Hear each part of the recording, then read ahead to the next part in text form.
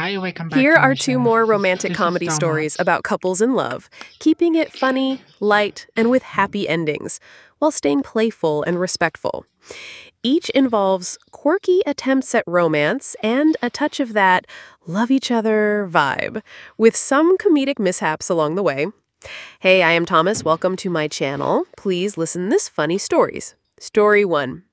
The Misadventure of the Midnight Picnic. The setup.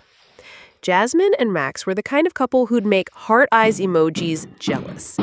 They'd been dating for 2 years, sharing a tiny apartment with a balcony just big enough for 2 chairs and their dreams. Jasmine, a baker with a knack for burning toast, loved grand romantic gestures. Max, a librarian with a secret obsession with cheesy romance novels, was her perfect match. One evening, Jasmine declared, "Max, we need a legendary date night. Let's have a midnight picnic under the stars." Max, picturing a scene straight out of one of his novels, agreed instantly. Blanket, snacks, moonlight. Babe, we're gonna be a Nicholas Sparks novel, but funnier. The plan goes awry. They set the date for Friday at midnight, planning to sneak onto the roof of their building for a starry-eyed picnic. Jasmine packed a basket with heart-shaped sandwiches, sparkling cider, and cupcakes she swore weren't burnt. Max brought a portable speaker for romantic tunes and a telescope he'd borrowed from the library without exactly asking permission. At 11:55 p.m., they tiptoed up the fire escape, giggling like teenagers. The roof was perfect. City lights twinkling, a cool breeze, and no one around. They spread out their blanket, popped the cider, and started feeding each other sandwiches. Things were getting flirty, with Max whispering sweet nothings about how Jasmine's smile was brighter than a supernova. Then disaster struck. A rogue seagull, apparently offended by their PDA, swooped down and stole a cupcake. Jasmine yelped, knocking over the cider, which soaked Max's pants. "I look like I lost a fight with a juice box," he laughed, trying to salvage the mood. But the seagull wasn't done. It called its friends, and soon a flock was circling their picnic like tiny feathered mobsters. The romantic recovery. Panicked, Jasmine grabbed the telescope to defend their picnic, accidentally knocking it over. Max dove to save it, landing in a pile of cupcakes. Frosting smeared on his cheek, he looked at Jasmine and said, "This is still the best date ever." They abandoned the roof, sprinting back to their apartment, laughing hysterically. Inside, they salvaged the night with a backup picnic on their living room floor, using fairy lights for ambiance and the last unstolen sandwich. Jasmine leaned against Max, frosting still in his hair, and said, "We're a mess, aren't we?" Max grinned, pulling her close. "Yeah, but we're each other's mess." They kissed, the cat, named Muffin, rolling its eyes from the couch. The happy ending. The next day, they returned the slightly dented telescope to the library, with Max charming his way out of trouble. Their rooftop fiasco became their favorite story to tell, proof that their love could survive seagulls, spills, and squashed cupcakes. They vowed to try another picnic, next time indoors, with Muffin as their only guest. Story 2. The Dance Lesson Debacle. The setup. Tara and Sam were high school sweethearts who'd been married for 5 years, still acting like newlyweds.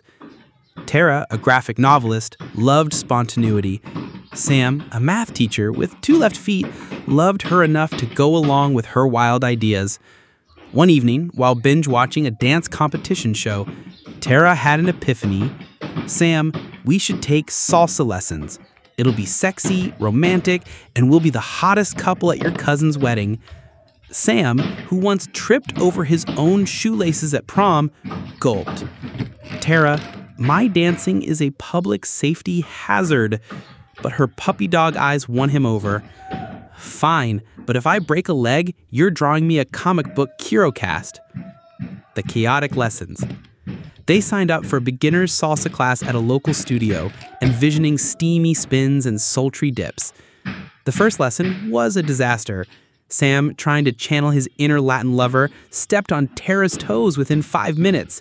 "Ow, my foot's not a pancake, Sam," she teased, but her laughter kept him going. The instructor, a flamboyant man named Rico, shouted, "Passion, people! Feel the fire!"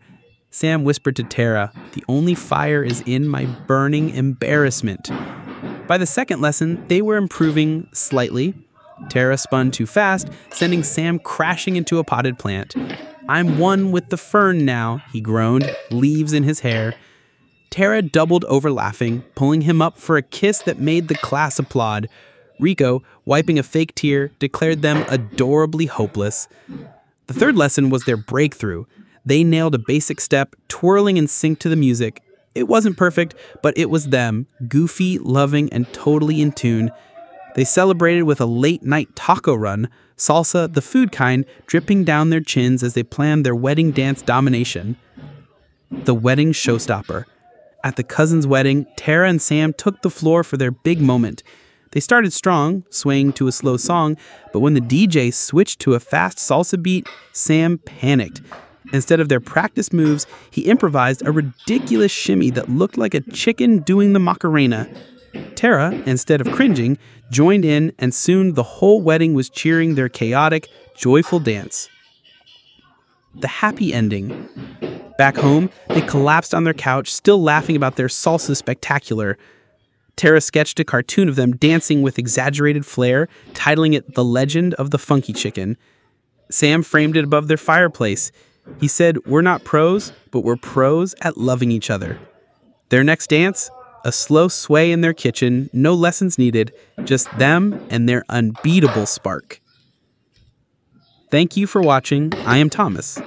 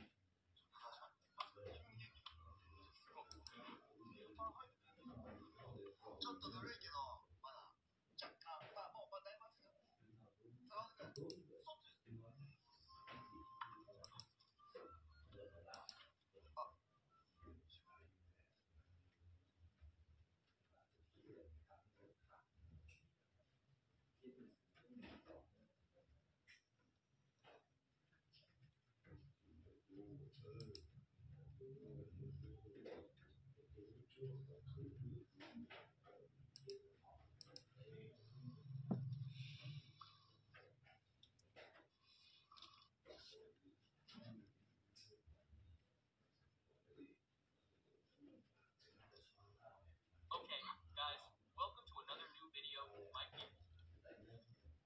Today we are here this morning, right, with Filipino, right? Right now we are going to the river. As you can see, this river is very big, my people. It seems like the river has risen too much, my people. Well, right now we are going to see it, right? Let's see if we can take a bath, right? And put the phone over there. And as you can see, this is a little cloudy. Look, it looks like it wants to rain.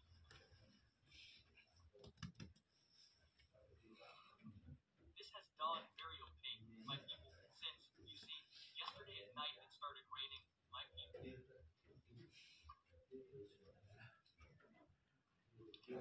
And well, this looks quite dark, my people.